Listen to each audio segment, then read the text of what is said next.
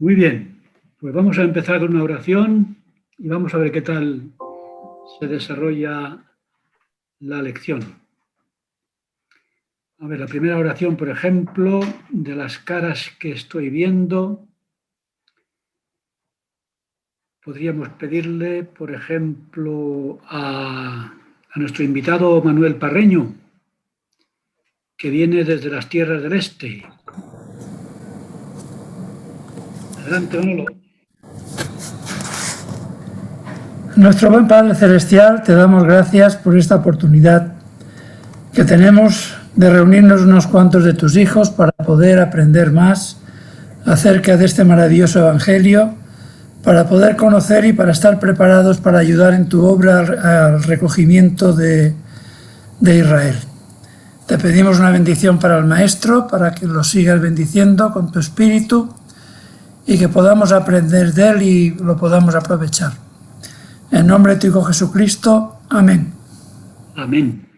Gracias, Manolo. Pues venga, vamos a empezar directamente, que aquí hay mucho material. Vamos a ir con las diapositivas y las desarrollamos rápidamente entre todos antes de los trabajos de los equipos. Ya os mandé las preguntas para que las fuerais meditando según el equipo en el que cayerais. Así que vamos a hablar del cristianismo. Hemos hablado del judaísmo y del islam. Y cuando llegamos al cristianismo pensamos que lo conocemos, pero el cristianismo no es uniforme. Hay tanta diversidad que uno se maravilla, ¿no? De cómo es posible que de un solo Jesucristo y de una sola Biblia haya tantos cristianismos. Es algo que si a los cristianos nos extraña, a los que son de fuera más aún, ¿no? Esta dispersión del cristianismo. Pues venga, vamos allá. El equipo número 1 tiene que desarrollar esta pregunta. Si el cristianismo surgió del judaísmo, ¿qué es lo que deberíamos saber del judaísmo para que entendamos mejor el cristianismo, ¿no? Puesto que las raíces están allí, deberíamos conocer. Y ya vimos la semana pasada bastantes cosas del judaísmo y ahora vamos también a repasar algo. Es lo que se conoce como el cristianismo histórico. El cristianismo histórico que tiene que saber la historia del judaísmo para entender mejor su propia historia. Yo he preparado algunas notas que sirvan de ayuda al equipo número 1 que tendrá que desarrollar este punto. A ver, aquí tenemos 3 parrafitos sobre este asunto del cristianismo que empezó como una secta judía. Estaba el judaísmo y de repente aparece un grupo de judíos que dicen que ellos son cristianos. A ver, ¿quién se anima a leer estos 3 párrafos?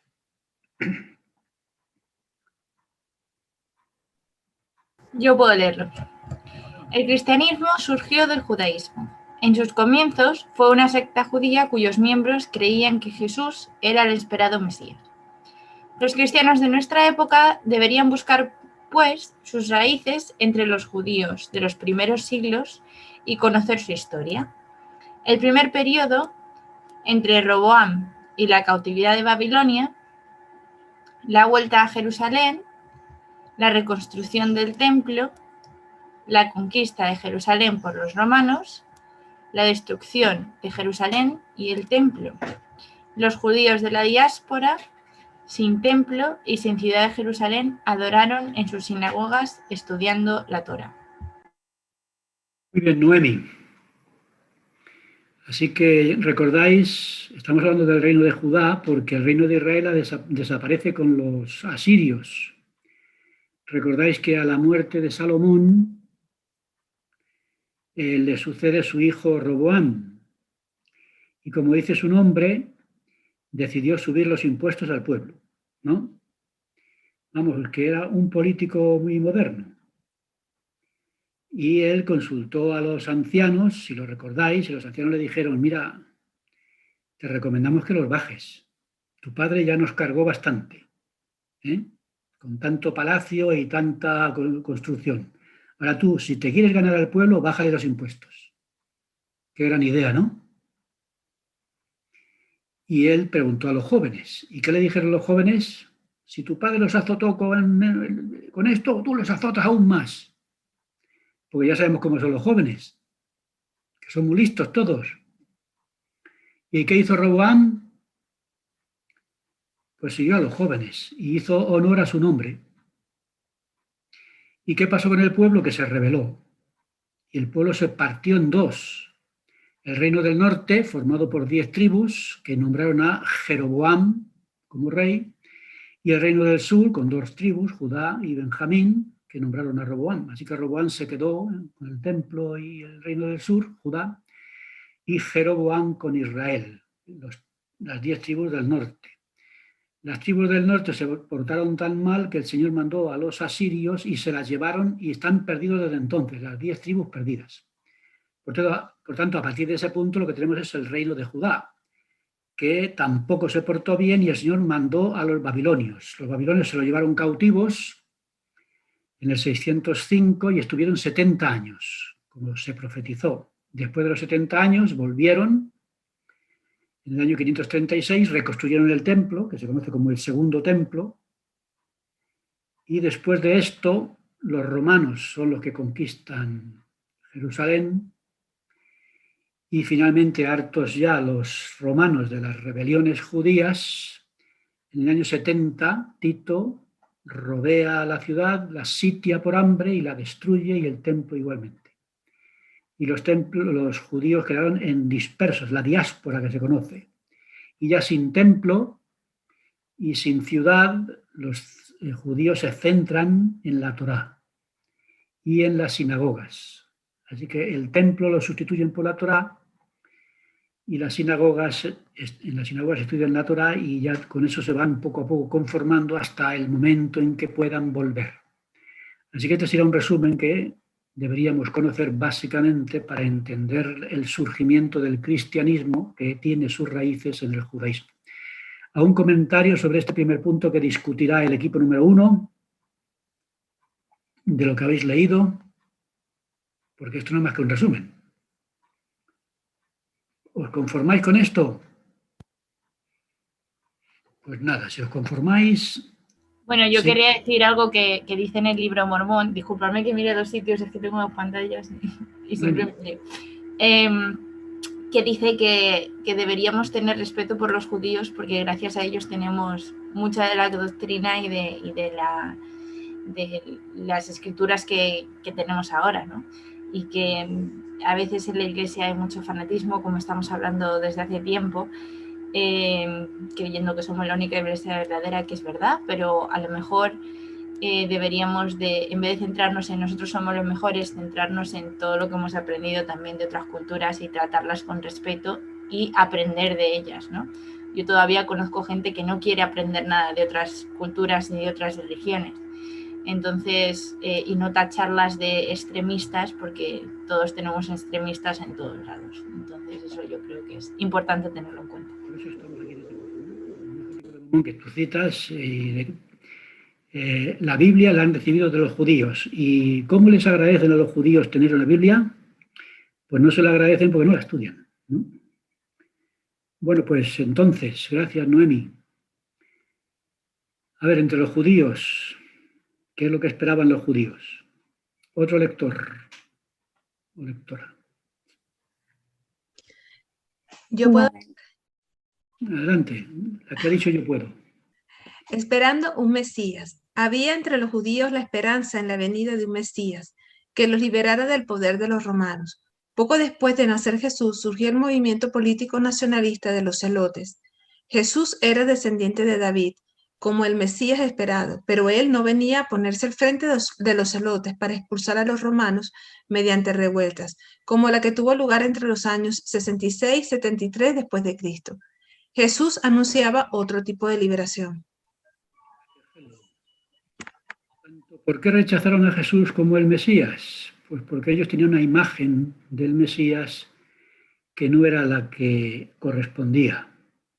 Ellos están bajo el dominio romano, esperaban al Mesías libertador, tenían muchas revueltas y demás, y ya hemos comentado que en el año 70 los judíos quedaron dispersos por el mundo, porque en esta ocasión los romanos fueron tan duros que si leéis el sitio a Jerusalén se os cae el alma al suelo. Mejor ni lo comentamos, lo que pasó allí.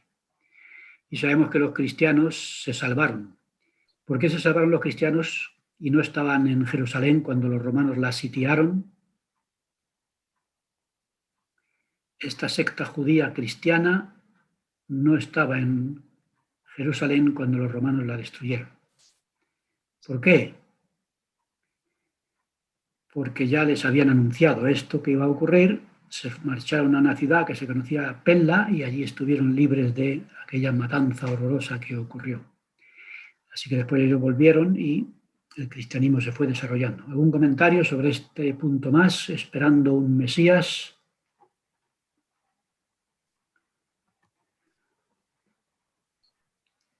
Entonces, sabemos que años antes de todo esto, rechazaron a Jesús, lo condenaron como un criminal. Ellos, se supone que Barrabás era un celote, un patriota. Entonces, cuando dijo Pilato, ¿quién queréis? ¿A Barrabás, vuestro héroe nacionalista, o a Jesús, que anuncia un Mesías que no nos interesa? Pues escogieron a Barrabás y a Jesús lo mataron. Pero Jesús resucitó y sabemos que a partir de ahí surge la Iglesia de Jesucristo, que se va a empezar a extender por todo el mundo, hasta formando la Iglesia de Jesucristo del meridiano de los tiempos. Así que así surge la Iglesia de Jesucristo de estas raíces judías. ¿Algún comentario más? ¿Avanzamos? Pues venga, la transición, ¿quién lo quiere leer? Yo misma puedo. Dice, las raíces del cristianismo histórico están en el judaísmo. Por eso se habla de la religión judeo-cristiana. Jesucristo era judío, vino a enseñar a los judíos. Cumplió la ley de Moisés y su expiación fue el fin de la ley. Después de resucitado, antes de ascender a los cielos, dijo a sus discípulos, recibiréis poder cuando el Espíritu Santo venga sobre vosotros y me seréis testigos en Jerusalén, en toda Judea y en Samaria y hasta lo último de la tierra. De esa manera hizo la transición del judaísmo al cristianismo. Gracias, Pilar. ¿Algún comentario de esta transición? ¿Cómo surge el cristianismo se llama el cristianismo histórico, del judaísmo? Surge del judaísmo, por eso es importante conocer el judaísmo, porque es, digamos, el origen de los cristianos. ¿Un comentario? Esto lo tendrán que discutir todos el equipo número 1, tendrá mucho trabajo. Jesucristo es la conexión. El Evangelio Restaurado dijo cosas muy interesantes sobre Jesucristo que nos ayuda a entender mejor esta transición. Venga, lectores. Jesucristo es la conexión entre el judaísmo y el cristianismo. Y el cristianismo, entre el Antiguo y el Nuevo Testamento, porque Él es Jehová, el Dios del Antiguo Testamento, y el Cristo, el Dios del Nuevo Testamento. Jesucristo como Jehová habló en todas las dispensaciones por medio de los profetas de la antigüedad. Habló personalmente y por medio de sus apóstoles en la dispensación del meridiano de los tiempos, la Iglesia del Nuevo Testamento, y sigue hablando por medio de los profetas modernos en la dispensación del cumplimiento de los tiempos, la Iglesia de Jesucristo en los últimos días. Muy bien, gracias. Entonces, Jesucristo es la clave, ¿no?, del cristianismo. Y estas cosas que se dicen aquí, la mayor parte de ellas, el cristianismo no lo acepta. Es solo el cristianismo restaurado. Eso de al asociar a Jesucristo con Jehová, se hace algo fundamental y es la conexión del Nuevo Testamento con el Antiguo Testamento y, por tanto, el cristianismo con el judaísmo. Y ahí aparecen juntas las enseñanzas del Nuevo Testamento con la Torá y demás de los profetas del Antiguo Testamento. Y esa conexión que establece Jesucristo como Jehová es fundamental para entender todo el proceso.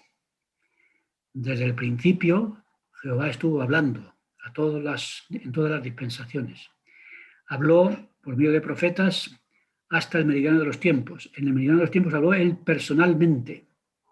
Y antes de marcharse dejó a los apóstoles para que continuaran. Y así se forma, como decíamos antes, la iglesia neotestamentaria, y después el propio Jesucristo baja a la tierra y restaura su iglesia para continuar en la última dispensación. Esa conexión es fundamental. Si Jesucristo no fuera Jehová, esta conexión se perdería. Y el judaísmo y el cristianismo no estarían tan unidos históricamente y doctrinalmente como estamos comentando. Así que todo esto es material para el equipo número 1. ¿Algún comentario para añadir? Seguimos. Equipo número 2. Después de la muerte de Jesucristo se organizó su iglesia y después ocurrió algo terrible, que es todo el proceso de la apostasía, que comenzó con la división en grupos de diferentes creencias y las diferencias entre unos y otros. 3 grandes divisiones. Venga, vamos a ver, ¿qué divisiones fueron esas que ocurrieron en el cristianismo que hicieron que se perdiera la iglesia neotestamentaria? Esto es un resumen de lo que tenéis en el material que os envié. Adelante. Yo puedo leerlo. Adelante, Ángeles. Las 3 grandes divisiones del cristianismo son católicos, ortodoxos y protestantes. La Iglesia Católica surge con la primicia del obispo de Roma, a quien se considera el sucesor del apóstol Pedro, porque los católicos dicen que Pedro fue el primer obispo de Roma.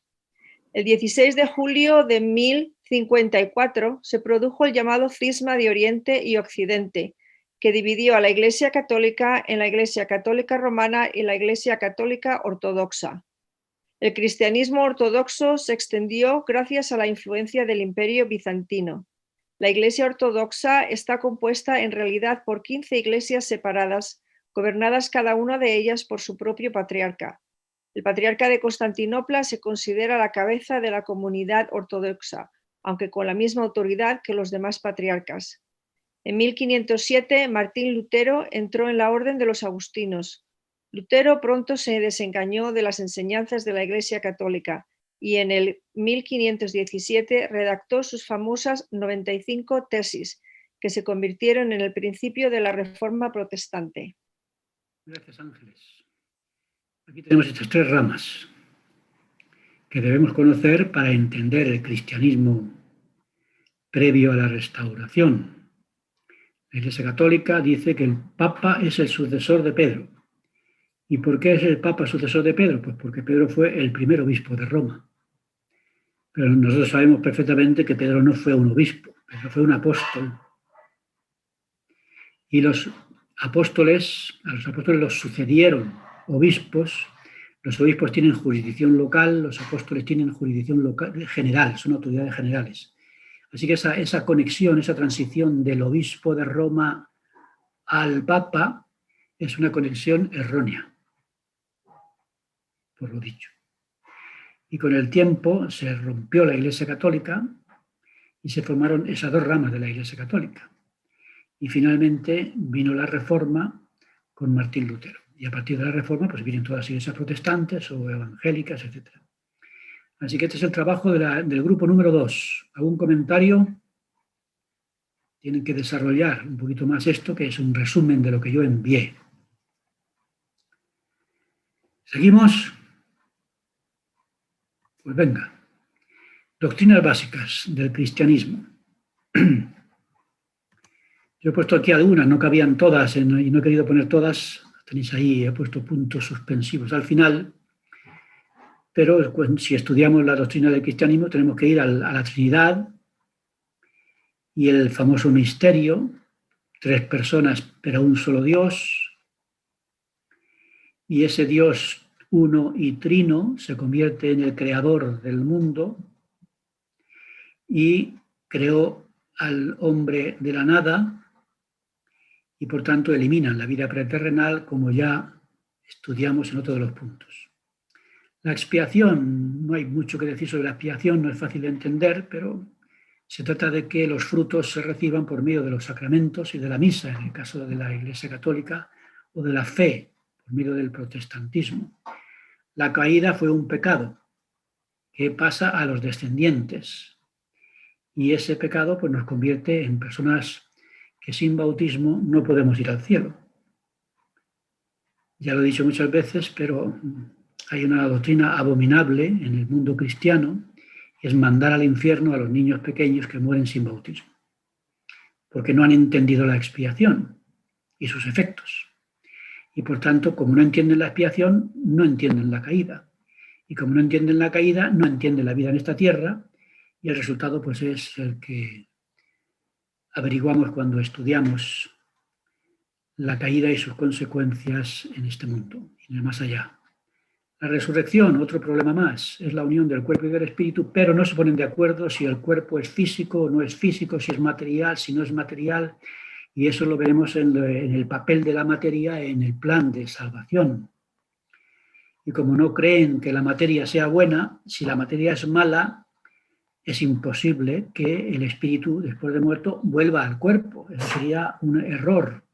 Ya vimos que ese es el error que tratan de evitar en la reencarnación, el hinduismo. En el cristianismo creen en la resurrección, pero no acaban de ponerse de acuerdo qué tipo de cuerpo es el que se recupera con la resurrección. Y por eso, como digo, hay muchos teólogos que afirman que es una resurrección espiritual. El bautismo. Pues el bautismo es esencial para la salvación, incluso el de los niños, precisamente por las consecuencias del pecado de Adán. Y luego pues tenemos las escrituras, el culto y la penitencia o la confesión. En la Iglesia Católica, por ejemplo, los curas tienen poder para perdonar los pecados. La confesión es una ordenanza o es un...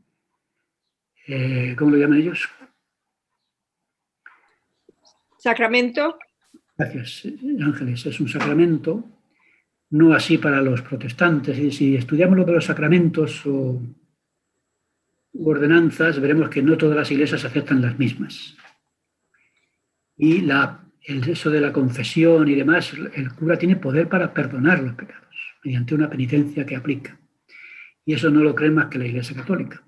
En la Iglesia de Jesucristo de los Santos Últimos Días, los obispos no tienen poder para perdonar. Solamente tienen que cumplir un requisito de todo el proceso del arrepentimiento, que es la confesión, pero un obispo no tiene poder para perdonar pecados. Solamente Dios por medio de la expiación. En fin, todos estos puntos doctrinales básicos son los que tiene que desarrollar el equipo y comentarlos. ¿Alguien quiere comentar algo para ayudar al equipo? Yo quería comentar que me ha parecido curioso que, siendo que son iglesias cristianas, porque habíamos estado hablando de las demás y veíamos cómo Jesucristo pues, no entraba dentro de lo que eran sus enseñanzas. Y en el cristianismo está la figura de Jesucristo, pero pero no está, porque a la hora de que no tienen la expiación y todo lo que eso conlleva, pues realmente vuelven a dejar a Jesucristo fuera. Entonces, me ha parecido muy curioso que son cristianos y creen en Cristo, pero realmente no entienden lo que Él vino a hacer en la tierra y no se aprovechan. Al no enseñar bien realmente las doctrinas, no se aprovechan de ello. Pues sí, cuando mandan a un niño pequeño al infierno, demuestran que no han entendido nada del poder de la expiación. Gracias, Pilar. Seguimos adelante. Ángeles, comenta. Un pequeño comentario relacionado con el comentario de Pilar. La figura de Jesucristo se queda realmente relegada en el momento en el que especialmente los católicos adoran y oran y rezan a muchos santos. su manera de adoración es primordialmente a los santos. Entonces creo que efectivamente la figura de Jesucristo se queda relegada a algo, no sé, no lo entiendo muy bien. Recordáis lo de las bodas de Caná. Las bodas de Caná, María le dice a su hijo, se ha quedado sin vino. Y ella dice, mamá, yo no... Venga, hijo, por favor. Entonces María manda a Jesús y Jesús hace el milagro. Entonces, ¿qué hacen los católicos? Dice, bueno, pues yo creo que para salvarnos no vamos a ir a Jesucristo porque Jesucristo es muy duro. Vamos a ir a María. Y María dirá a Jesucristo, oye, por favor, sálvame a este, que pobrecillo, ¿no? Y por si acaso no es suficiente, pues ya tenemos los santos, cada uno tiene su santo. Y en el pueblo de Elche, pues hay algún santo por ahí, ¿no? Manolo, ¿qué vas a decir? Al estar leyendo y viendo estas cosas, me doy cuenta de por qué José Smith prácticamente todo el tiempo que estuvo vivo estuvo sumergido en las Escrituras y nos dio tanta aclaración, porque es que no hay quien entienda en realidad la Biblia, en el sentido, cuando te pones a profundizar sobre la Trinidad, sobre la expiación, sobre la caída, hay ideas para toda cabeza que quiera hacer, poner lo que piensa y hacer una iglesia. Sin embargo, incluso esta semana en Ven Sígueme hemos visto cómo estamos viendo la revelación de la sección 76 viene después de revisar Juan 5:29 y yo estoy ahora pensando que, porque al principio no entendía por qué José Smith tenía que estar tanto tiempo metido en revisando la Biblia, recibiendo doctrinas y convenios, la perla de gran precio, pero ahora lo entiendo perfectamente. En un solo versículo, Juan 5:29, 5:49 era, ¿no? De un solo versículo, que yo creo que de ese versículo sale la idea del cielo e infierno, saca los reinos de gloria y demás. Y como bien dices, yo ahora le estoy dando vueltas y vueltas ya para grabar mi vídeo de esta semana. Y ciertamente el gran problema es ese, que no se entienden las Escrituras. ¿Y por qué no se entienden las Escrituras? Pues porque han renunciado a la revelación. La apostasía consistió en ¿qué? En la muerte de los apóstoles. Una vez que los apóstoles desaparecen, desaparece la autoridad. Ya no es solamente que no haya revelación, es que no hay autoridad para, digamos, interpretar las Escrituras, porque los apóstoles son los que interpretan las Escrituras. En la restauración, José Smith es el profeta. Si vamos a Doctrina y Convenios, ¿cuántos profetas hay ahí? ¿Cuántas revelaciones de cuántos profetas hay? Excepto Joseph F. Smith y algún comentario de Brigham Young, todo es José Smith. Por eso dicen algunos que José Smith es el profeta. Los demás son profetas, con minúscula. Pero aún así, esas revelaciones de José Smith se perderían si no tuviéramos profetas y apóstoles que nos ayudaran a interpretarlas. Y prueba de ello es que la Biblia enseguida se ha completamente corrompido. Y si nosotros prescindiéramos de apóstoles y profetas y nos quedáramos solamente con los obispos, que es lo que le pasó a la Iglesia Católica y demás, el resultado sería, y no es por hablar mal de los obispos, pero los obispos no tienen esa autoridad para interpretar las Escrituras y acabaríamos igual, con Doctrina y Convenios, surgiendo 50 iglesias mormonas con perdón, porque cada uno interpreta Doctrina y Convenios a su manera. Entonces, la pérdida de los apóstoles fue la pérdida por completo de la autoridad, la revelación y la interpretación. Por eso surge lo que tú comentas muy bien, Manuel, que es muy triste, ciertamente, pero la revelación es necesaria no solamente para traer principios, sino también para conservarlos limpios y puros, ¿no? Muy bien, pues esto es lo que tiene que comentar el grupo correspondiente, el grupo número 3. Y el equipo número 4, ¿quiénes fueron los padres apostólicos? Y, por ejemplo, el primero de todos, el más interesante quizá, Clemente de Roma, ¿qué nos enseña? Bueno, pues aquí están. ¿Quiénes son los padres de la Iglesia? A ver, ¿quién quiere leer? Rápidamente.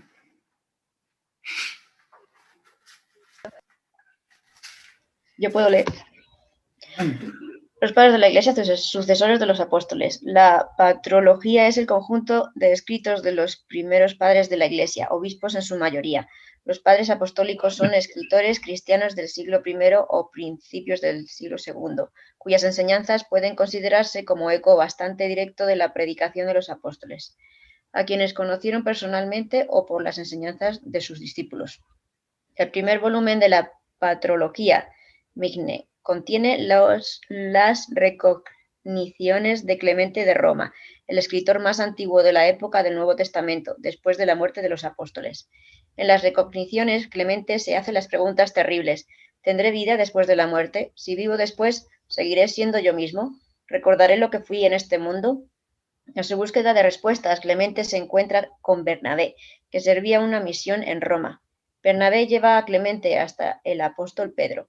El apóstol responde a las preguntas de Clemente, quien, maravillado de sus enseñanzas, exclama: ¿qué pasará entonces con mi padre y con mi madre? Ellos nunca oyeron estas cosas. ¿Se condenarán porque nunca tuvieron la oportunidad de conocerlas? El apóstol le respondió lo siguiente: me estás preguntando cosas ahora que conocerás más tarde. Ya entenderás lo que es la obra por los muertos, cuando lleguemos a esa parte. Gracias, Noemí. Nada. Migne es el autor de toda una enciclopedia, la patrología griega y la patrología latina. Y todos esos montones de volúmenes tienen los textos de los padres de la Iglesia, que son los sucesores de los apóstoles. Y los padres de la Iglesia, los padres apostólicos, son los discípulos de los apóstoles. Por tanto, cuando los padres apostólicos hablan de lo que han escuchado los apóstoles, que en algunos casos los propios apóstoles los han ordenado obispos a ellos. Entonces, cuando uno lee las recogniciones de Clemente de Roma, es tremendo, porque si os dais cuenta, Clemente de Roma enseña en este libro Recogniciones la obra por los muertos. ¿Qué le diría un cristiano de lo que conocemos? Tu padre y tu madre se han muerto sin conocer el Evangelio y sin bautizarse, pues al infierno con ellos. Pero Pedro le está diciendo: no, me estás preguntando cosas que tendrás que saber después, que es la obra por los muertos. Pero ya llegaremos a ese punto. Y ahí está. ¿Y de dónde se lo ha sacado Clemente de Roma? Pues Clemente de Roma era discípulo de Pedro y de Pablo. Entonces, cuando estudiamos aquí tenemos este esquema que yo he hecho. La transmisión del Evangelio. Primero Jesucristo viene a la tierra y lo enseña a los apóstoles. Jesucristo se va al cielo, asciende al cielo, y los 12 apóstoles siguen enseñando lo que Jesucristo les enseñó a ellos. Muertos los apóstoles, los padres apostólicos enseñan lo que escucharon a los apóstoles. Y muertos los padres apostólicos, vienen los padres latinos por un lado y los padres griegos por otro, que enseñan lo que supuestamente escucharon. Entonces, cuanto más lejos de Jesucristo, más alejados del Evangelio verdadero. Clemente de Roma es el primero de los padres apostólicos. Y cuando leemos a Clemente de Roma, que escribió una epístola a los Corintios, las recogniciones y demás, descubrimos una enseñanza que es exactamente lo que enseñó Jesucristo y lo que descubrimos en el Evangelio restaurado. Pero luego vais alejándoos poco a poco de los padres apostólicos, entráis en los padres latinos, los padres griegos, y ya os he mandado citas, comentarios sobre los diferentes puntos que ahora vamos a ver, los eruditos de entonces, los teólogos, los filósofos, los padres de la Iglesia de entonces, la confusión que tenían entre todos.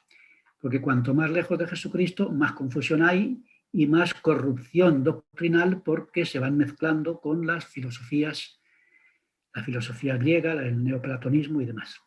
Una pregunta. Este esquema muestra esto. Pregunta. Ya ha preguntado Ángeles aquí, quizás lo has dicho y no me he enterado, pero ¿dónde podemos encontrar los escritos de Clemente de Roma, como lo que habló con Pedro? Tenéis que buscar las recogniciones. Las recogniciones están me parece que están en inglés, pero en español yo no sé si han llegado a traducirlas.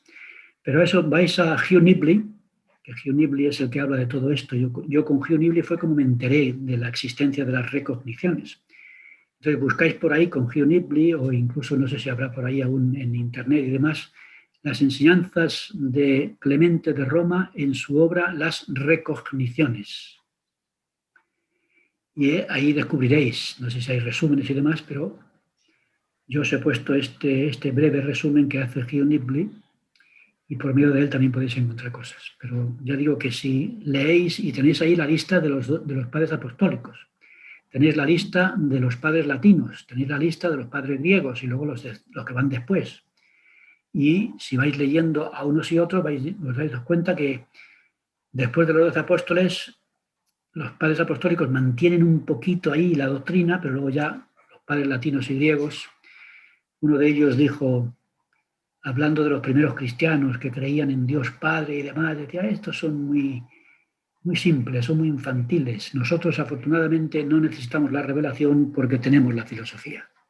Y así poco a poco vamos leyendo cosas extrañísimas que se van desarrollando a medida que van avanzando los siglos, hasta el punto de que en el siglo II ya casi no queda nada. Y eso es lo que vamos a ver a continuación. Las 3 grandes corrupciones del cristianismo para el equipo número 5. ¿Algún comentario de lo anterior? Una pregunta. ¿Estos padres apostólicos son los mismos que les llaman padres del desierto? Yo no sé quiénes son los padres del desierto. Es que no, he oído decir, he oído mucho hablar de estos padres del desierto, que son gentes que se retiraban, bueno, como tenían la doctrina, pero veían corrupción, se apartaban para ellos vivir el evangelio tal cual conocían y tal en el desierto, y por eso les llaman, no sé si eran los mismos estos, no lo sé. Eso podrían ser los hombres de Qumran, que era uno de los grupos judíos que había allí. Y ellos, igual que hizo Ley, antes de la destrucción de Jerusalén, ellos dijeron que la adoración del templo se había corrompido y que la doctrina verdadera se había perdido. Entonces estos se fueron al desierto de Judea, a una zona llamada Qumran, y por eso los llaman los hombres de Qumran. Esos sí son los hombres del desierto. Y no sé si os acordáis, si no estabais aquí, en el Templo de Madrid se llevó a cabo una exposición de los rollos del Mar Muerto. Y ahí están los textos bíblicos que usaban los hombres de Qumran en el desierto, que luego murieron en Masada.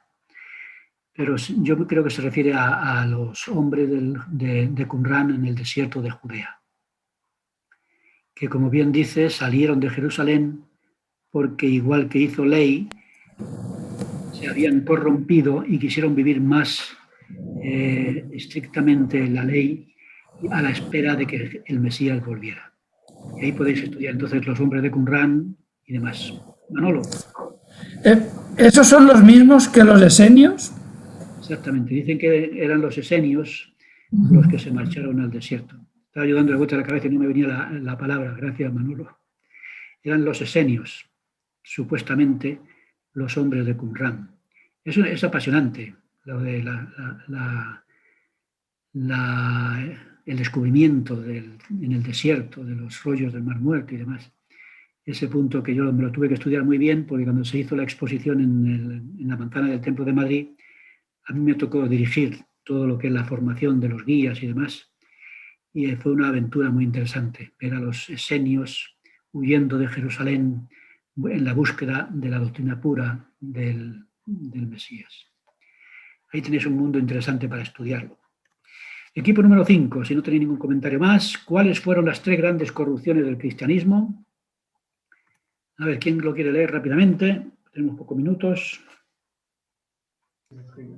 Yo misma. Las 3 grandes corrupciones doctrinales después de la muerte de los apóstoles fueron las siguientes. Primero, el paso del literalismo en la interpretación de las escrituras a convertir el texto sagrado en alegórico. Influidos los padres de la iglesia por la sofistería de los gnósticos, aceptaron la enseñanza de que el sentido literal de las escrituras repugna a la fe y a la razón. 2. La cosmología y la creación, o la resistencia a incorporar el universo material al plan de salvación. El rechazo de la existencia preterrenal del espíritu del hombre. 3. Gracias. Ese es el tercero. Entonces, primero, ¿las escrituras las interpretamos tal y como aparecen o las interpretamos simbólicamente? El alegorismo en la interpretación de las escrituras llega al punto de decir que Adán y Eva no existieron, son simbólicamente, simbolizan, ¿no? que tampoco existió el jardín del Edén, tampoco fue real, histórico, que los judíos, o sea, que los israelitas atravesaran el desierto durante 40 años. Entonces llega un momento en el que todo desaparece y se convierte en puro simbolismo. Y a partir de ahí, claro, la doctrina se difumina, ¿no? Queda completamente difuminada y oscurecida en un mundo que es todo pura alegoría. Por tanto, la pregunta es, ¿las escrituras se tienen que interpretar literalmente o no? ¿Adán y Eva existieron o no existieron? ¿De verdad lo que dice la Biblia es así o es una cosa puramente simbólica? Y ya nos metemos en un mundo tremendo. Helen. Sí, quería compartir también la parte de la Trinidad que estaba hablando, maestro, que en la religión católica, yo recuerdo que cuando estaba allí, Jehová, había mucha confusión en la figura de Jehová cuando se mencionaba en el Antiguo Testamento. No estaba claro que era Jesucristo. Y, por supuesto, la Trinidad era un misterio. Y pienso que estaba muy claro, ¿no? El hecho de ya diferenciar la figura del Padre, la del Hijo y del Espíritu Santo, pero hubo mucha confusión y eso no forma parte de las corrupciones doctrinales. A ver, que estoy subiendo el volumen. Sí, bueno, claro, aquí nada más que he puesto 3. He puesto 3, pero ciertamente la Trinidad es un problema que surge porque dicen que son 3 dioses, pero en realidad no son 3, son 3 personas, pero solamente es un dios. Y yo pongo ahí el ejemplo de los 3 anillos, ¿no? 3 anillos de oro. ¿Cuántos anillos hay? 3. ¿Cuántos oros? Solamente 1, ¿no? Pues eso, ¿cuántas personas hay? 3. ¿Cuántos dioses? Pues 1. Porque es la esencia divina es la misma en los 3. Entonces, claro, inventan ahí, utilizan la filosofía para no caer en el politeísmo, que el politeísmo es propio de los paganos. A nosotros nos llaman paganos porque dicen que somos politeístas, porque creemos en muchos dioses e incluso encima nosotros nos vamos convirtiendo en dioses. Imaginaos la cantidad de dioses que tiene que haber en los cielos, ¿no? Con tanto mormón yendo para allá. Entonces, eso sí es un asunto que habrá que aclarar en su día, ¿no? Y espero que lo tengamos claro nosotros. Pero sí es un punto que podríamos incluirlo aquí. Helen. A ver, creo que hay más manos levantadas por ahí, me han dicho. En la pantalla ponía más manos levantadas. Venga, rápidamente, que tenemos pocos minutitos. Bueno, Álvaro tiene la mano levantada, pero como no habla, voy a hablar yo.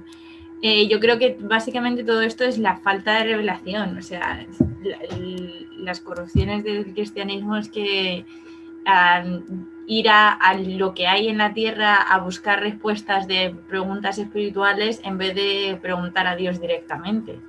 Entonces, ¿a qué vas? Pues a lo que hay disponible. En el primero pues tenemos filósofos y sofistas, y en el segundo punto tenemos la ciencia, digamos, y en el tercero pues un poco la razón humana, ¿no? Que debería ser así, ¿no? Entonces, eso yo creo que es el punto clave de esto.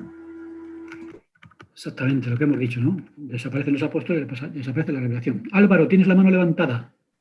Sí, brevemente. Yo pensé que el literalismo era por causa de los hechos científicos que se habían descubierto. Por ejemplo, hay ciertas cosas que vemos que no coinciden entre la ciencia y la religión. Por ejemplo, lo que estabas comentando, Adán y Eva.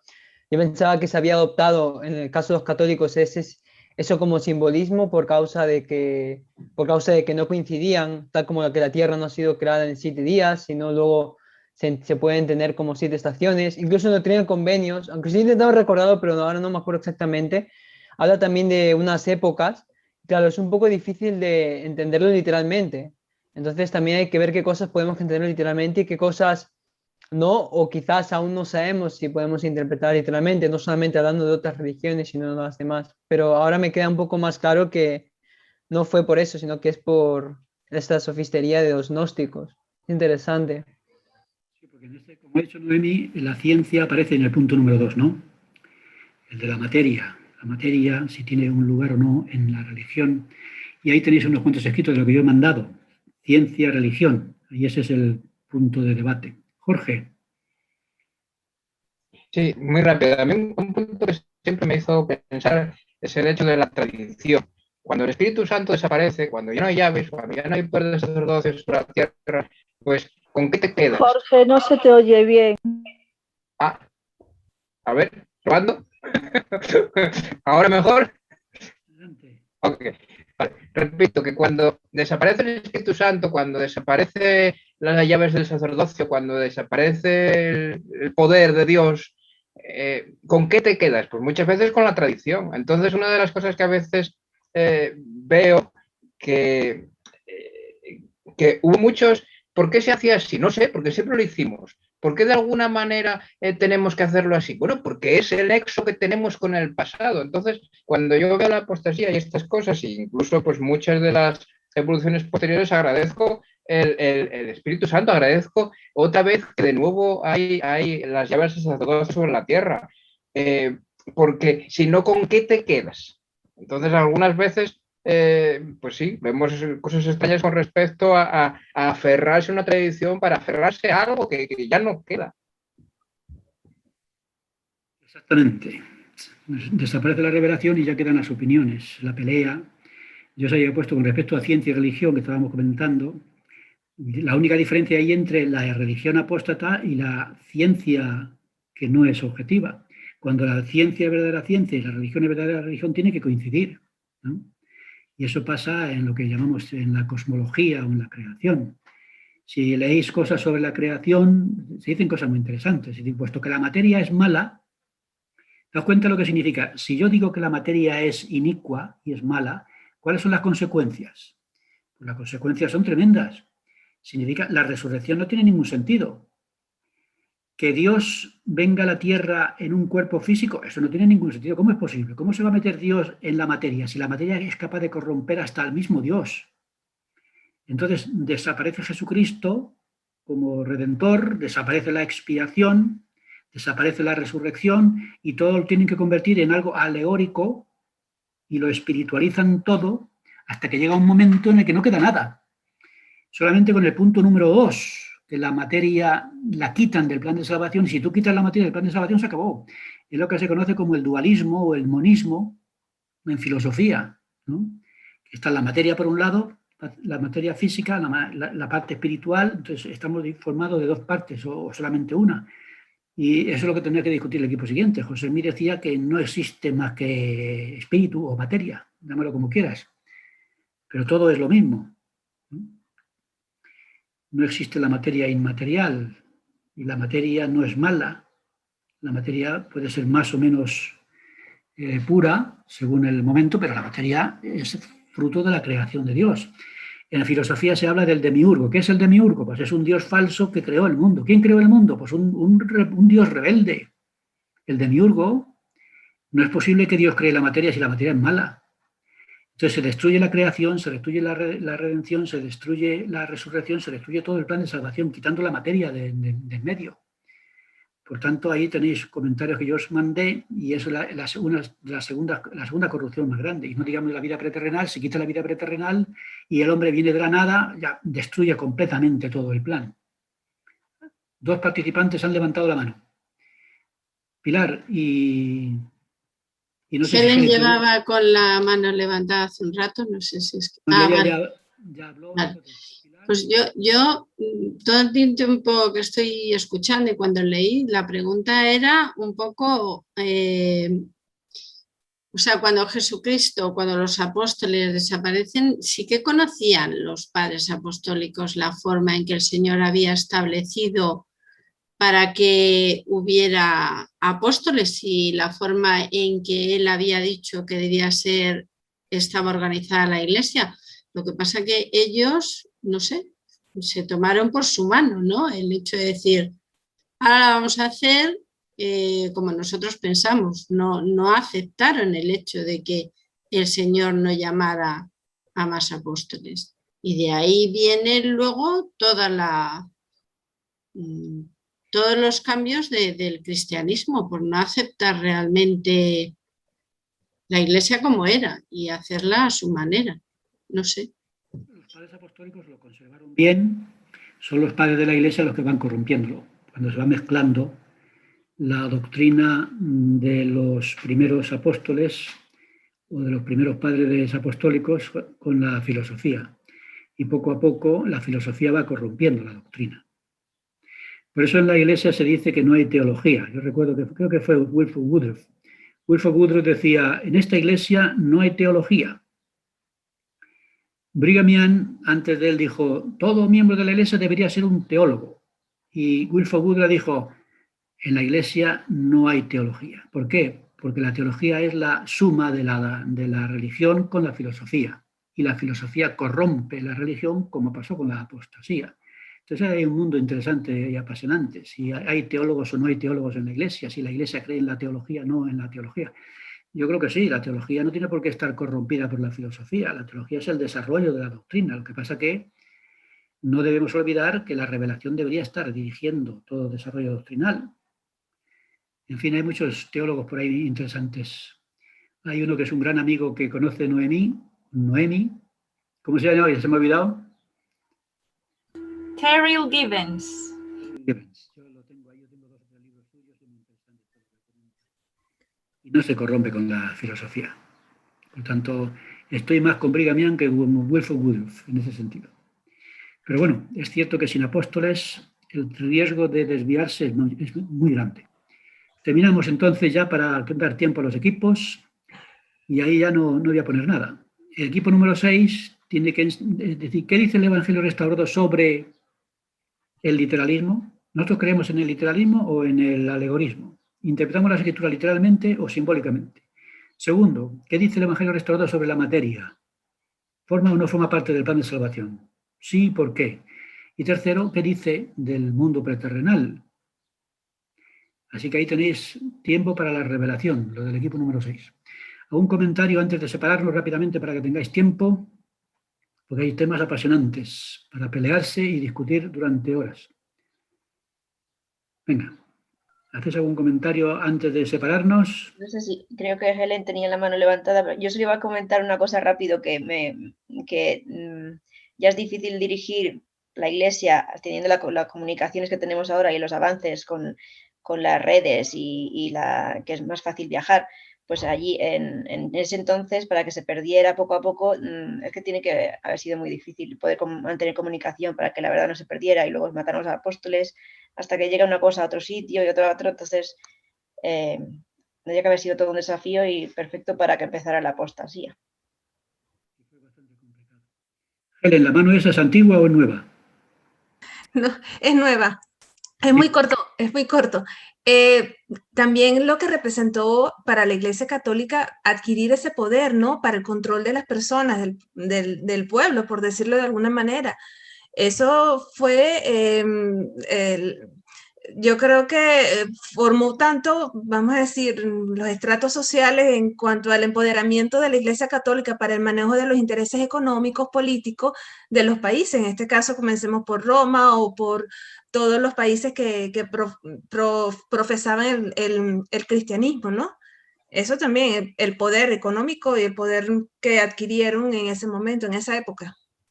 Y lo que tienen actualmente también, porque eso lo siguen haciendo. Una cosa que hacían era prohibían la lectura de la Biblia, no permitían que la Biblia se tradujera a las lenguas nacionales, para así el control de la interpretación lo tuvieran ellos. Y eso también era otra manera hasta que finalmente se tradujo las escrituras, que la reforma lo que traía era esa, la idea, hay que dar las escrituras al pueblo, para que ellos tengan acceso a las fuentes originales. Lo que pasa es que, como comentaba Manolo antes, la Biblia, con lo que, tal y como estaba, pues tampoco ayudaba mucho. Incompleta y con errores, que luego poco a poco el Evangelio restaurado ha ido completando. Muy bien, pues nada. Pues venga, rápidamente. Equipo número 1. ¿Quién se atreve? Yo soy la portavoz del equipo número 1. Venga, Noemi, tienes 2 minutos. Bueno, nos cuentan que el cristianismo surgió del judaísmo y que qué deberíamos saber de la historia del judaísmo hasta la llegada de Jesús. Estuvimos diciendo que todo, porque es la misma historia. Lo único que nos separa del judaísmo es la creencia que Cristo es el Mesías. Y desde ahí, pues todo es diferente, ¿no? quizás un poco la interpretación de la historia de antes, pero la historia es la misma. Entonces deberíamos conocerla, pero conocerla con la interpretación adecuada y atendiendo a la revelación moderna. También estábamos hablando de costumbres judaicas que deberíamos aplicarnos como miembros de la Iglesia, como por ejemplo el tener presente en todo momento la vida religiosa e incluirla en nuestra vida social y nuestra vida general. Estuvimos hablando de diferentes cosas que hacen ellos, como tener las escrituras en la puerta de casa y tocarlas al entrar, cosas así que a lo mejor nosotros no hacemos así, pero tenemos otros ritos diarios, digamos, que deberíamos atender, como por ejemplo el leer las escrituras todos los días, el hacer nuestra oración familiar, el estudiar Ven, Sígueme. Todos estos pues son cosas diarias que nosotros también deberíamos atender y deberíamos aprender de ellos. Otra cosa que estuvimos hablando también es de la importancia de la Pascua y del éxodo de Egipto. Y nosotros lo estuvimos comparando con otros muchos éxodos que tenemos nosotros. Por ejemplo, Leí de Jerusalén o Mosía, cuando el pueblo cuando se fue a Zaraim, cuando escapó, ¿no? El Mosía, padre de Benjamín. O muchísimas otras situaciones en las escrituras en las que escapa el pueblo porque que nos hace entender que Dios está pendiente de nosotros y que no nos va a dejar sin guía y sin dirección y no nos va a dejar solos, ¿no? Y eso es un poco lo que hemos estado hablando. Gracias, Noemi, y equipo número 1. Equipo número 2. Venga, 2 minutitos para el equipo número 2. ¿Quién es el jefe? Vale. Equipo 2, la pregunta era, después de la muerte de Jesucristo, la iglesia que él organizó se dividió en diferentes grupos de creyentes. ¿Qué grupos fueron esos y qué sabemos de ellos? Bueno, pues hablamos brevemente acerca de lo que es, bueno, estos 3 grupos que son los católicos, los ortodoxos y lo que serían los protestantes. Se ha resumido brevemente, bueno, los católicos al principio la palabra se entendía como algo más general para todos, ¿no? O sea, se trataba de globalizar como que la iglesia era una y que la palabra católico se englobaba a todos. Luego se separaron con los ortodoxos. Algo interesante e importante, bueno, es que a partir de la escritura que estaba en Mateo capítulo 16, pues se pensaba que Pedro había sido escogido para ser, digamos, el primer líder, el primer gobernante, digamos, y a partir de él, pues fueron sus sucesores. Y ellos no creían en el casamiento, digamos, como algo que les hacía estar en un estado mayor, sino que les hacía estar en un estado menor. Luego surgieron los ortodoxos, más o menos por el primer milenio, y aquí líder podemos destacar, bueno, en el primer caso fue Pedro, en el segundo caso fue Bizantino, y bueno, tal como se encuentra también en documentos sobre las 15 iglesias, y ellos creían en un matrimonio, pero más o menos muy parecido al de los católicos, aunque sí se podían casar, pero pensaban también que era un estado menor, digamos.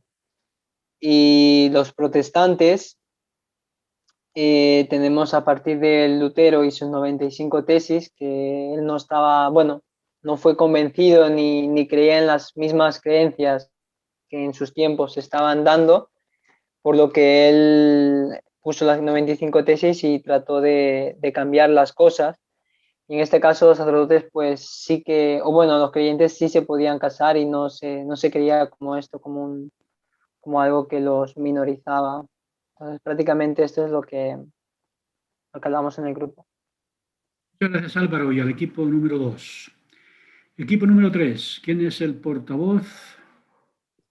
Yo soy. Bueno, Ángeles, tienes 2 minutitos. Y la pregunta era, ¿cuáles son las doctrinas básicas del cristianismo? Y en las notas había varias y nos hemos fijado en 3. La primera, la Trinidad. Comentamos que es para otros grupos cristianos es una doctrina complicada de explicar y de comprender, porque creen que la Trinidad son 3 personas distintas pero un solo Dios. Y nosotros sabemos por la primera visión que conocemos cuál es la naturaleza de Dios y que son tres personas diferentes, separadas, con cuerpos, Jesucristo y nuestro Padre Celestial. Pero en las iglesias cristianas esa enseñanza es complicada de entender y un misterio, considerado un misterio. También sabemos por el bautismo de Jesucristo, lo mismo, que la naturaleza de los tres miembros de la Trinidad, y que solo esto lo sabemos por medio de la revelación y del Espíritu. Si no lo tenemos, no vamos a poder comprenderlo. Otra es la caída. Hablamos sobre la caída, que por la caída nacemos, por sus creencias es que los niños nacen con el pecado original, y por esta razón se necesitan bautizar a los niños para que se le quite este pecado original, y si mueren, entonces no vayan al purgatorio. Y también no reconocen que por medio de la expiación de Jesucristo esto ya había sido resuelto, por medio de la expiación de Jesucristo. Y el tercer creencia era el culto, que en la iglesia ortodoxa es básicamente se enfoca mucho en música. En la iglesia católica tiene la parte de la liturgia y la parte de la Eucaristía, y todas estas están llenas de rituales y de tradiciones que al paso de los años, pues me imagino que se habrán añadido más. Son cultos que están llenos de repeticiones y que se pueden basar solo la actividad en la iglesia atendiendo a estos actos o estas misas, y luego el resto de la semana no hay participación en la iglesia. Entonces puede ser el culto de una manera un poco específica en un momento del día o de la semana, y sin esa experiencia espiritual. Gracias, Ángeles. Con respecto al purgatorio, los niños, lo que decían, en un principio decía que los niños que mueren sin bautizarse se van al infierno. Eso lo decía nuestro querido amigo San Agustín de Hipona. Yo le quito el San por eso. Después decidieron que no iban al infierno porque eran niños pequeños, entonces lo metieron en el limbo. El limbo es donde los mandan. Pero han dicho que el limbo no existe. Así que los niños que se han muerto sin bautizarse no están en el limbo, no están en el infierno, no están en ninguna parte. Así que, pobrecillos, yo creo que se han perdido en el universo, ahí en el cosmos. Y ese es el gran problema que hay, al no tener una información. Afortunadamente los han sacado a todos los niños del infierno y los han dejado colgando en el espacio, porque les falta esa revelación. Y el purgatorio es para los que sí están bautizados, pero tienen pecados veniales y antes de ir al cielo, pues pasan por el purgatorio para limpiarse. Es bastante complejo. Muchas gracias, Ángeles, y al equipo número 3. Equipo número 4, ¿quién es el portavoz? Buenas, soy yo. Hola, Helen, tienes 2 minutitos. Sí, la pregunta 4 es, ¿quiénes fueron los padres apostólicos? ¿Qué aprendemos de Clemente de Roma, el primero de ellos? Bueno, los padres apostólicos fueron escritores, sucesores de los primeros apóstoles, ¿no? Ellos recopilaron las enseñanzas de los primeros apóstoles. Uno de ellos muy conocido o más conocido fue Clemente de Roma. Se dice que fue ordenado por Pedro, y eso fue entre los años 92 y 101.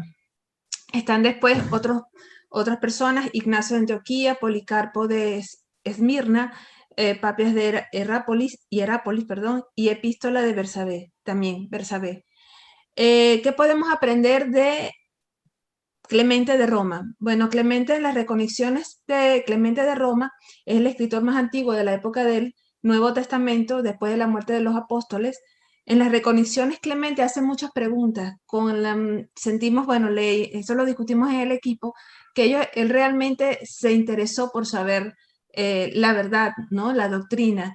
y hizo muchas preguntas en cuanto a qué pasaba con las personas que fallecían, las personas que no conocían el Evangelio y morían. En ese caso, él preguntó por qué iba a pasar con sus padres, por ejemplo.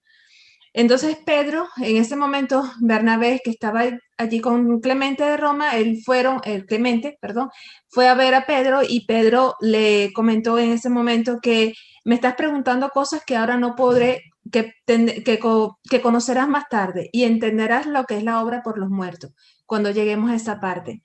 Y una de las primeras cosas que Pedro dice a Clemente es la siguiente: afirmamos que nada hay de malo en la materia. Es decir, ya a partir de ese momento ya se mantuvo, o él mantenía, vamos a decir, la enseñanza, ¿no?, que el mismo Pedro le estaba impartiendo. Y eso fue lo que escribió en sus reconexiones. Lo que pasó después de esto fue tergiversado, fue degenerado, fue cambiado a la conveniencia de los hombres, etc. Pero Clemente fue realmente, pensamos, que una persona muy dedicada y de verdad quiso transmitir las enseñanzas en este caso, de Pedro. Y posteriormente, estos padres apostólicos se dividieron en dos vertientes, que eran los padres con raíz latina, o sea, la parte latina y con la parte griego, que es el gnosticismo y el neoplatonismo, que también surgieron algunas diferencias entre ellos. Muchas gracias, Helen, y al equipo número 4. Buen trabajo. Equipo número 5, ¿quién es el representante? Buenas, soy yo. Javier, 2 minutitos. Vale. Le doy gracias a Santi, a Isabel y a Daniel. Era un tema muy extenso, así que, bueno, faltarán muchas cosas, pero, bueno, Santi primeramente refería la visión literalista de otras religiones, de otras religiones cristianas, y, bueno, quisimos también reflexionar acerca del artículo de fe número 8, que dice que creemos que la Biblia es la palabra de Dios hasta donde esté traducida correctamente, afortunadamente, gracias a la revelación y la restauración del Evangelio, pues tenemos un conocimiento mayor y más completo a través del libro de Mormón.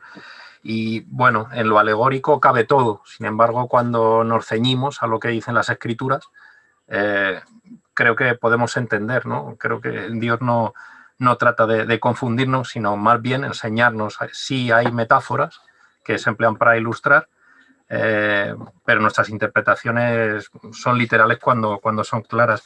Tal vez por eso nos critican a los mormones, como se nos suele llamar, que seamos muy lógicos. Hemos hablado también acerca de la cosmología y la creación, que esto era muy extenso, pero bueno, básicamente, ¿no?, como dice la escritura de Moisés 1:39, esta es mi obra y mi gloria, llevar a cabo la inmortalidad y la vida eterna del hombre. Entonces, el hombre no fue creado de una manera posterior al universo porque fuese una creación secundaria, sino que realmente nuestra conexión con Dios hace que todo formase parte del plan. Y bueno, para Latancio y para otros, pues la materia era perversa, inicua, y por tanto la resurrección se entendía como algo abstracto o inmaterial. Sin embargo, pues nosotros tenemos ese conocimiento, ¿verdad?, de que hay una materia más refinada y que al final pues todo es materia. En cuanto al rechazo de la existencia preterrenal del espíritu del hombre, que es otra de las grandes corrupciones del cristianismo, pues nosotros reconocemos la importancia de la vida preterrenal. De hecho, sin esta doctrina se produce una desconexión con Dios y se frustraría el plan de salvación. No tendríamos entendimiento de nuestro propósito aquí en la tierra. Y bueno, esto muy resumidamente lo que hemos hablado, aunque el tema daba para horas. Cierto, Javier, muchas gracias a ti y al equipo número 5. Es una pena porque son temas apasionantes que requerirían varias clases. Pero bueno, comprimimos y salimos para adelante. Equipo número 6, ¿quién es el representante? Aquí estoy yo. 2 minutos, Noemí López, pick up. Minuto y medio. Es básicamente lo que ha dicho ya Javier en cuanto a esas 3 grandes corrupciones que las ha explicado muy bien, siendo tan extenso y difícil, pero nuestra pregunta era ¿qué es lo que enseña el Evangelio restaurado sobre esas 3 grandes corrupciones que ya ha explicado? Entonces, muy rápidamente lo que nosotros decíamos era de la primera en cuanto a la interpretación de las Escrituras, que se pasa del literalismo a alegórico, pensando que muchas cosas son metafóricas o símbolos. Entonces yo comentaba en el grupo mi experiencia en cuanto a cuando estaba en el instituto. cogiendo ética o religión, que siempre es católica allí, pues cogí religión católica, y estando en Málaga, cuando estuvimos allí, hubo un cura que era el que enseñaba la religión católica, y ahí es cuando me enteré de que no entiende lo que es en la Biblia. Literalmente hay muchas cosas, porque nos dijo que el que Moisés partiera el mar en dos, que era algo simbólico, no había pasado de verdad, y entonces pues eso me sorprendió mucho, porque claro, nosotros en la Iglesia la restauración nos dice que los milagros son reales, y que eso es parte de algo que pasó de verdad, y que es muy importante en cuanto a la historia de Israel. Entonces nosotros creemos que sí lo es, y luego hablamos de que como tener un profeta nos ayuda a poder saber qué es lo que puede ser quizás algo simbólico y qué es lo que es literal. Entonces eso es una guía imprescindible en la restauración.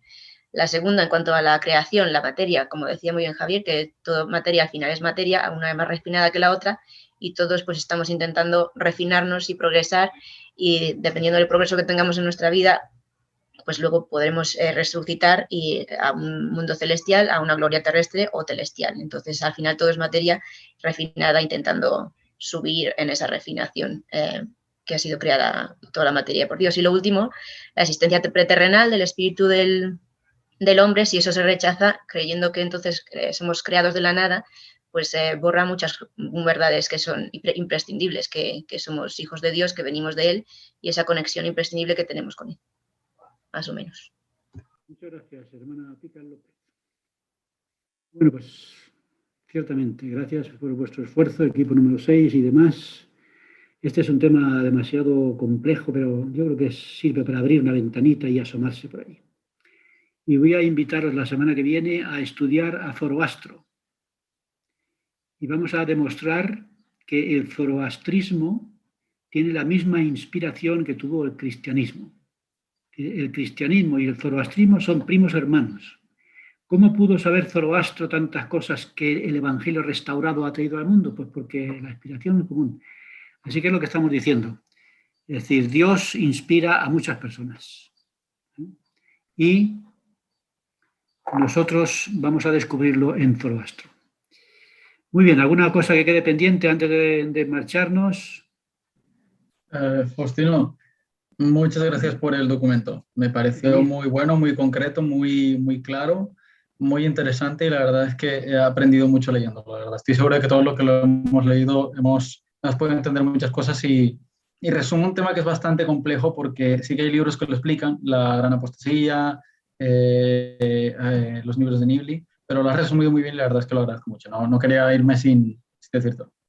Gracias, Daniel. Es el fruto de...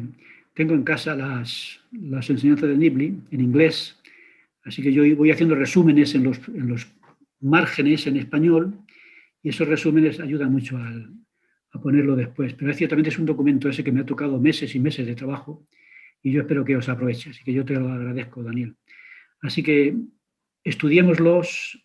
De este curso esperamos sacar información que nos ayude a tener una visión más completa de la restauración. Porque yo sigo pensando que si no entendemos la restauración, es muy difícil que perseveremos en ella. Así que vamos con ella. ¿Alguna pregunta más? ¿Comentario? Pues os voy a mandar un documento sobre Zoroastro, y si veo que es poco, os mando otro más. Y si veo que es suficiente, os dejo con Zoroastro para que estéis ahí dándole vueltas durante la semana. Muchas gracias a todos, que el Señor nos bendiga y ¡viva España! A ver si ganamos. Como perdamos, me voy a América. Muchísimas gracias a todos. Adiós. Vamos a orar, esperad un momento. Voy a pedirle a Carla. ¿Estás por ahí, Carla? Carla Moncada.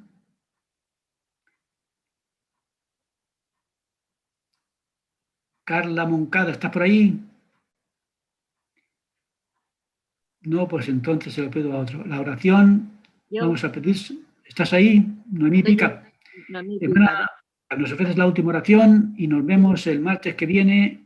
Nuestro querido Padre Celestial, te queremos dar las gracias en este día por todo lo que nos das, por tus bendiciones, tu paciencia con nosotros y por lo que pones a nuestro alcance para poder aprender, para poder seguir progresando y poder seguir aumentando en luz y conocimiento. Y te damos gracias por poder tener a Faustino López para ayudarnos en esta aventura de poder conocer otras religiones, incluso la nuestra misma, para poder apreciar mejor lo que tenemos y poder así tener mayor agradecimiento y dedicación en lo que nos pides.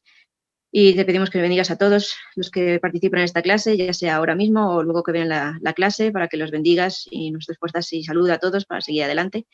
Y bendigas también al maestro en su esfuerzo y a Miquel también. Lo decimos en nombre de Jesucristo. Amén. Buenas tardes, noches. Adiós. Adiós. Gracias. Adiós. Un abrazo.